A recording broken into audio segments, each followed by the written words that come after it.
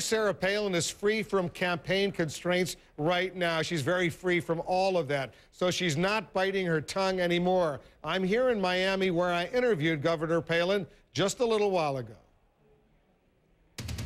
Joining us now, the governor of Alaska, I guess you call her now, the former Republican vice presidential nominee, Sarah Palin. Governor, thanks very much for coming in. Thanks. Yeah, you can call me the has-been. Yes, no, yes. You're not a has-been. A lot of people know that. Let's talk a little bit about what's going on in our country right now. It's a pretty historic moment when you think about it.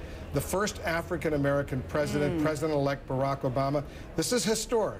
What does it mean to you? It's historic, and I think this time is full of optimism, and it's an opportunity for everybody to get it together and start working together. For us as Republicans to reach out to Barack Obama and the new administration that will be ushered in and offer the solutions that we see for meeting some of America's great challenges right now. This is an opportunity to all be working together, and of course President-elect Obama had promised also bipartisan efforts to meet the challenges. So let's seize this opportunity, let's take them up on that offer, and let's all start working together. Are you ready to help them?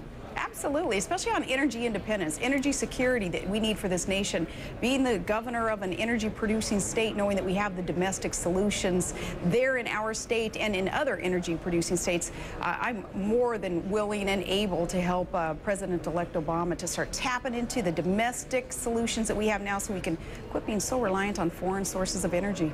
So if he reaches out to you and says, Governor Palin, I need your help on energy or some other issues, kids with special needs, for example, and says, I want you to be part of a commission, you would be more than happy to say, yes, Mr. President. It would be my honor to assist and support our new president and the new administration, yes. And I speak for other Republicans, other Republican governors also, they being willing also to, again, seize this opportunity that we have to progress this nation together, a united front. Because, you know, during a campaign, every presidential campaign, things are said, and it's tough. As you well know, it gets sometimes pretty fierce out there. And during the campaign, you said this. You said, this is not a man who sees America as you see it and how I see America. And then you went on to say, someone who sees America, it seems, as being so imperfect that he's palling around with terrorists who would target their own country. Well, I still am concerned about that association with Bill Ayers. And if anybody still wants to talk about it, I will, because this is an unrepentant domestic terrorist who had campaigned to blow up, to destroy our Pentagon and our U.S. Capitol. That's an association that still bothers me, and I think it's still fair to talk about it. However, the campaign is over. That chapter is closed. Now is the time to move on and to, again, make sure that all of us are doing all that we can to progress this nation, keep us secure, get the economy back on the right track, and many of us do have some ideas on how to do that, and hopefully we'll be able to put all that wisdom and experience to good use together. So looking back, you don't regret that tough language during the campaign? No, and I do not think that it is off base, nor mean-spirited, nor negative campaigning to call someone out on their associations and on their record, and that's why I did it. And just one historic footnote, was that your idea, or did somebody write those lines for you? That was a collaborative effort there in deciding how do we start bringing up some of the associations that perhaps would be impacting on an administration, on the future of America. But again, though, Wolf, knowing that it really, at this point, I don't want to point fingers backwards and play the blame game, certainly on anything that took place in terms of strategy or messaging in the campaign. Now is the time to move forward together, start progressing America. Let's talk about some of the current issues on the agenda right now. And I speak to you as someone who's emerging as a potential leader, not only of the Republican Party, but maybe if you want to run again for president or vice president down the road. Right now, a big issue. Should the U.S. government, the federal government, bail out the Detroit, the big three automakers? Now, that is the discussion of the day. And there's going to come a point here where absolutely the federal government must play an appropriate role in shoring up some of these industries that are hurting and will ultimately hurt our entire economy and the world's economy if there aren't some better decisions being made. But we also have to start shifting some debate here in our country and start talking about personal responsibility and responsibility of management in some of these corporations and companies, so that from henceforth it's not assumed that the federal government is going to be bailing out everybody who's going to soon line up, Wolf, for more taxpayer assistance.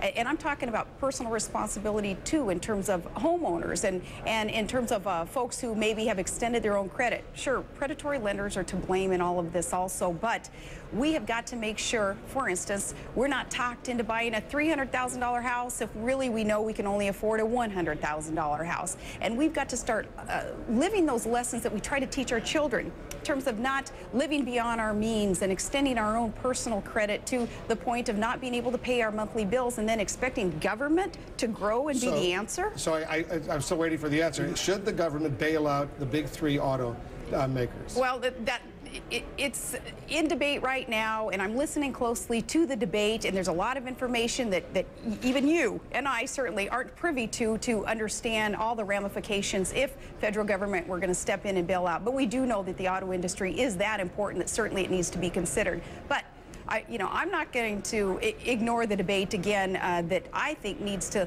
lead to the personal responsibility, the management decisions that have been made in some of these companies and corporations that have also led us to where we are. So I hear you say you need more information right now. Yeah, I do. What about the $700 billion bailout of the financial industry? Was that the right thing to do with hindsight, based on what you know right now, or the wrong thing to do? I still believe that it was the right thing to do to be able to propose this rescue package, certainly in the home mortgage industry, because with foreclosures up 71% compared to where we were last year on foreclosures.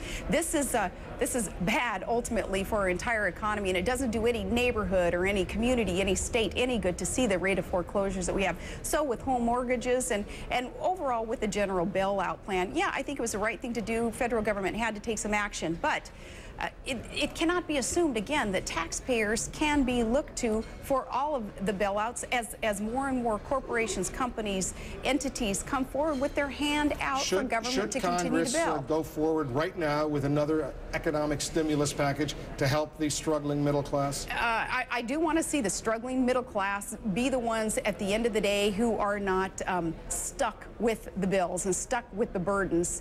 But I am not one, again, to believe that it should be just assumed that it's taxpayer bailout that will be the solution to all the problems, all the financial challenges that our nation is facing. Supportive of the $700 billion initial, now hearing more rumor, more speculation of even greater amounts being poured into that.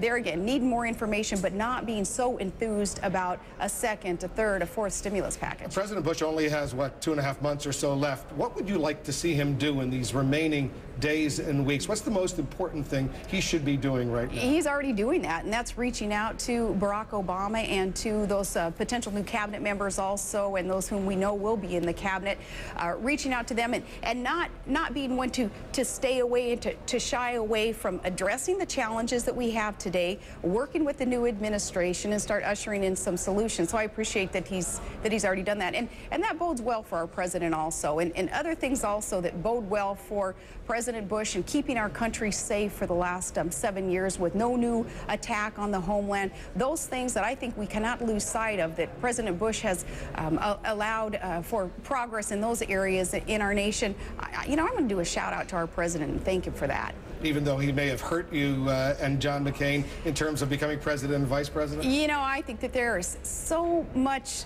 blame to go around, if you will, in terms of why it was that the Republican ticket did not win. And, that's being attributed to we didn't get the Hispanic vote. That really hurt. We were outspent tremendously because, of course, Obama took the private financing. John McCain had stuck to his promise of just keeping the public financing of the campaign, so greatly outspent. Barack Obama was a great campaigner. He had a very strong organization. So many reasons. I'm not going to look backwards there again and point to just President Bush and the administration as to why our ticket didn't prevail. You look back and you say to yourself, I wish I would have done something differently. Is there anything you look back and say, I think I could have done something differently that might have helped? I just wish that there had been more hours in the day and been able to speak to more Americans through the media. I would have loved to have. We tried, God knows, we tried. Sorry, all right, that's why we're here today, yeah. The Wolf, yes. But just more hours in the day so that we could have reached more Americans with that message of who it is that John McCain is. He is a true American hero. He does have solutions in mind for this country to get the economy back on the right track and to win the wars. But he now, as a leader in the Senate, we're going to be looking to him, again, being able to unite the party, but also help unite the nation, working with the new administration. John McCain will continue to be that strong leader in America, and we need to listen to him. And much more of the interview coming up. And now that there's an African-American president-elect, I asked Sarah Palin if affirmative action is still necessary. And before the election, Governor Palin suggested God would do the right thing on Election Day. What does she think right now? Plus, we'll go inside the transition with Barack Obama's first friend and senior advisor.